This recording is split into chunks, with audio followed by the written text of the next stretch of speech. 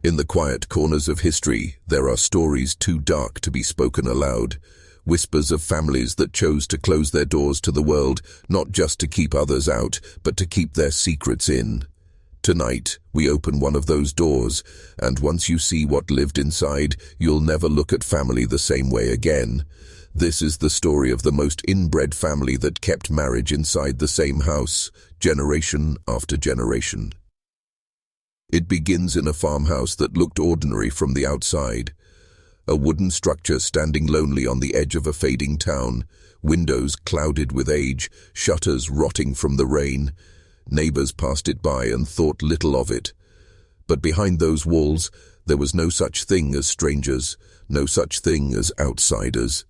There were only brothers and sisters, uncles and nieces, mothers and sons, all bound together by something far stronger than love, something unspoken, something you and I might call a curse. At first, the story hides itself in plain sight. The family name disappears from records. Children are born but never baptized. Weddings happen without a church, without a license, sometimes without anyone present at all. The same bed that gave birth to a son would later give him a wife, and the cycle closed in tighter with each generation. What began as a single household grew into a prison of blood where no one ever truly left. The signs of it became impossible to ignore.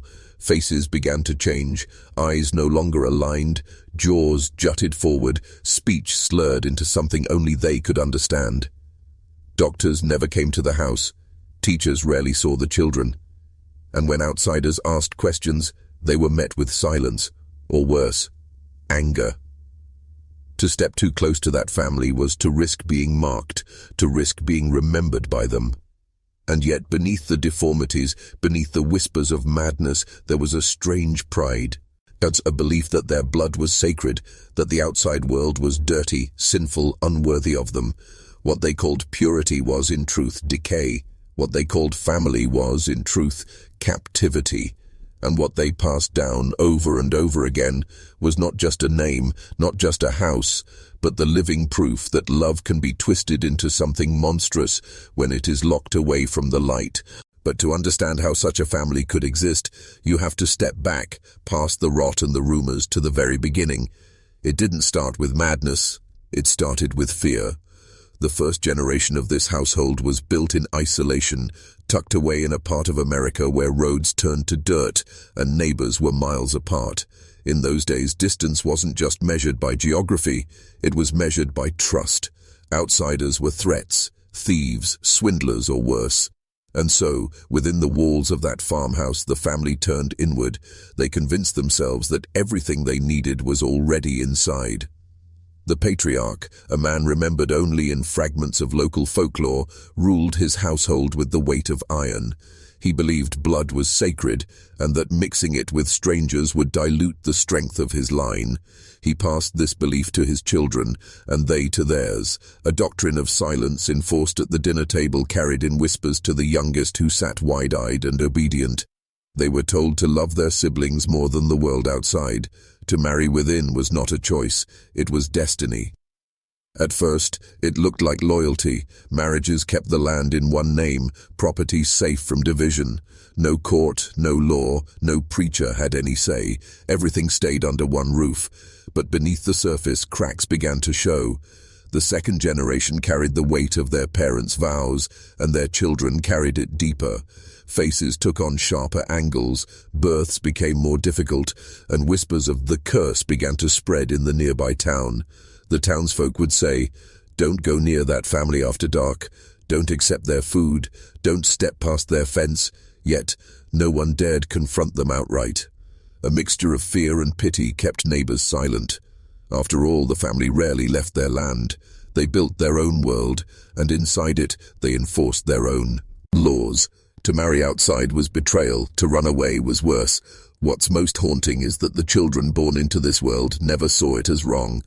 To them it was simply the way things had always been. The same roof over their heads, the same table every night, the same voices telling them, over and over, that family was forever, and forever meant never leaving. They were raised not to question, but to inherit.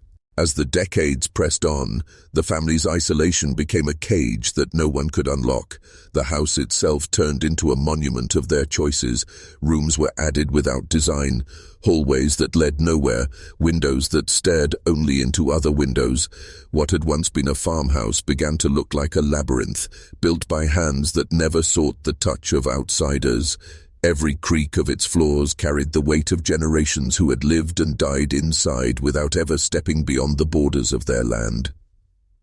Children born into this place knew nothing of the world beyond the fields. They saw no schools, no churches, no friendships outside their own blood. To them, cousins were siblings, uncles were fathers, and mothers could be wives. The family tree twisted so tightly around itself that eventually it stopped branching altogether. What grew in its place was not a tree at all, but something gnarled, something suffocating, something that pulled every life back into the roots of the same house. But nature is not so easily controlled. Over time, the blood began to show its scars. Infants who did not survive past their first breath, children born with cleft palates, twisted spines, or limbs too weak to carry them into adulthood. Those who did survive often carried the marks in their faces, eyes set too close together, jaws that jutted unnaturally forward, and foreheads that seemed to grow larger with each generation. Their speech grew thick, broken, a language of its own that outsiders could barely understand. It was as if the house itself had created a dialect, one that belonged only to them. Still, the family persisted. To them, these deformities were not curses, but proof of their sacred bond. They convinced themselves that what the outside world called weakness was, in truth, strength, that their survival, despite the odds, was a sign of chosen blood. And so they married again and again, under the same roof, in the same beds, until the house was filled not with joy, not with laughter, but with the echo of generations repeating the same vow in silence. Locals told stories of seeing shadows move behind those warped windows, of hearing laughter that didn't sound quite right, drifting through the night air, a kind of laughter that stuck to your bones, that made you walk faster down the road. Everyone knew the family was there, but no one dared to ask what was happening inside. By the turn of the 20th century, the family's legacy had become impossible to hide. Every town has its stories, its folklore, its whispered warnings told around firelight. But this one was different. This was not legend. This was a house you could walk past, a name you could trace, a family you might glimpse from the corner of your eye. And yet, the deeper truth was kept sealed, as if the land itself conspired to bury it. Travelers passing through the area wrote of strange encounters. A child with uneven eyes watching from the tree line, vanishing the moment they were noticed. A young woman wandering the dirt road barefoot, her hair tangled, her face both too old and too young at once. A man with a jaw so heavy he could barely speak, yet he followed strangers with a stare that made their blood turn cold. These glimpses were rare, but they were enough. The outside world began to call them cursed, a family best left alone. But inside the house, life went on. Births were celebrated quietly, deaths mourned even more quietly. No outsiders were invited to funerals, no doctors called for emergencies. They buried their dead on their own land, under unmarked stones, the earth swallowing name after name, until the family line blurred into anonymity. For them, the world beyond their property wasn't real. What mattered was the blood inside the house, the vows that chained them to one another, and the belief that their survival was a kind of victory against a hostile outside world. And yet, not everyone accepted it. There were whispers of children who tried to leave, a boy who walked barefoot for miles until he reached the nearest town, begging strangers to take him in. A girl who vanished into the woods never to be seen again. Whether she escaped or was dragged back remained a secret no one would dare speak aloud. The punishment for disobedience was never written down, but those who lived nearby swore they heard screams carried on the wind, cut short too suddenly to be mistaken for anything else. Still, the cycle endured, one generation after another, born beneath the same collapsing roof, shackled to the same blood. By now, the deformities had become their inheritance, the cost of a doctrine written not in books but in flesh. And even as America modernized, as railroads spread, as cities rose from the ground, this house remained frozen in time, a relic of a darker truth, a reminder that progress cannot reach every corner of the human soul. There comes a point in every hidden story when the silence becomes heavier than the truth. For this family, that moment arrived when outsiders could no longer ignore what was happening inside the house. It wasn't lawmen or preachers who first took notice, it was neighbors. Farmers working their fields spoke of seeing children who didn't look quite right, of hearing guttural voices echoing across the hills. Stories trickled into nearby towns, spreading like smoke, and soon the family's name became a curse word, spoken only in whispers. Some tried to reach out. A traveling preacher once knocked on their door, offering salvation. He was turned away before he ever set foot inside. A local doctor claimed he heard of children who needed care, but when he arrived, no one answered, though he swore he saw eyes peering from between the curtains. Eventually, even charity gave way to fear.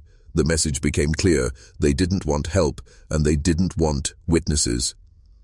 But secrets have a way of escaping. A county clerk, curious about the missing records, began to dig. Birth certificates didn't match. Marriages were undocumented, deaths went unreported. It was as if the family existed outside the law entirely, bound only by their own rules. And when the clerk asked too many questions, the neighbors said he stopped coming around. Some claimed he moved away, others whispered he didn't move at all. The most disturbing stories came from those rare few who stepped too close. A hunter who claimed he stumbled upon their land described seeing figures in the trees, their faces twisted, their movements jerky, as if they had forgotten how to walk like other men. He ran before they could speak, but swore he would never set foot near that house again. Others told of hearing chants, words strung together in a broken language that sounded human, but not quite. Still the family endured unto Ched, unbroken by the outside world. The house stood like a scar on the land, its walls rotting but unyielding, its roof sagging but still sheltering those inside. Generations passed, each one darker than the last, until the family became less like people and more like ghosts, alive but hidden. A living reminder of what happens when a bloodline closes itself off from the world. If you're still watching, you're already braver than most. Tell us in the comments, what would you have done if this was your bloodline? Would you have run, or would you have stayed, bound by the house, by the family, by the silence? By the mid-century, the family's name had all but vanished from public record, but the house still stood like a shadow over the land. Time did not free them, it only tightened the chains. Those who lived nearby said the family rarely left the property anymore. Groceries, tools, medicine, whatever they needed, they tried to make themselves. What they could not make, they went without. And in their absence from the outside world, rumors flourished. People spoke of faces pressed against the cracked glass at night, watching, waiting. Some swore that strange cries drifted across the fields, not the sound of animals but of voices broken and strained, echoing in a language no one could understand. Hunters told of finding crude traps set deep in the woods, not for deer or rabbit, but placed as if to ward off human trespassers. The family wasn't just hiding anymore, they were defending their silence. Inside the house, the cycle continued. Cousins became husbands and wives. Brothers and sisters blurred into partners. Children were born with the same pale skin, the same asymmetrical features, the same haunted eyes. Each generation carried the same doctrine, that no one must leave, that no one must break the chain. To them, this was not cruelty. It was loyalty. It was sacred. But to the world outside, it was a slow unraveling of the human form, a reminder of what happens when love becomes possession, when family becomes prison. And yet, there is something more unsettling than their deformities, more haunting than their silence. It is the thought that, to them, this was ordinary life. They woke each morning, tended the same land, ate at the same table, and looked across it at faces both familiar and strange, knowing they were bound together by blood twice over. They never thought of freedom, because they had never known it. The house was their world, and the world beyond was the intruder. The story of this family forces us to ask questions we don't want to answer. What happens when human beings cut themselves off from everything else? When the idea of purity becomes more important than survival? And what is left of us when blood becomes the only law? The answers aren't written in books. They are written in bone, in the walls of a house that still stands, and in the silence that lingers long after its doors have closed. Even now, the story refuses to die. The house still stands, weathered and leaning, a monument of wood and stone that has outlived the very people who built it. Locals pass by quickly, eyes fixed ahead, as though looking at it too long might bring its curse upon them. Some say the windows are empty, others swear they've seen faces, pale, distorted, unblinking, still watching from inside. Whether it is memory, imagination, or something more, no one dares to find out.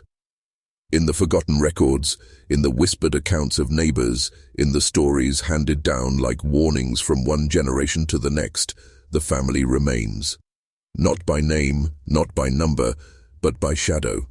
They are remembered less as individuals and more as a single presence, an echo that still clings to the land. A reminder of how far people can go to protect what they believe is sacred, even when it destroys them.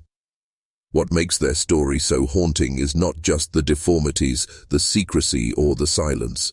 It is the mirror it holds up to us.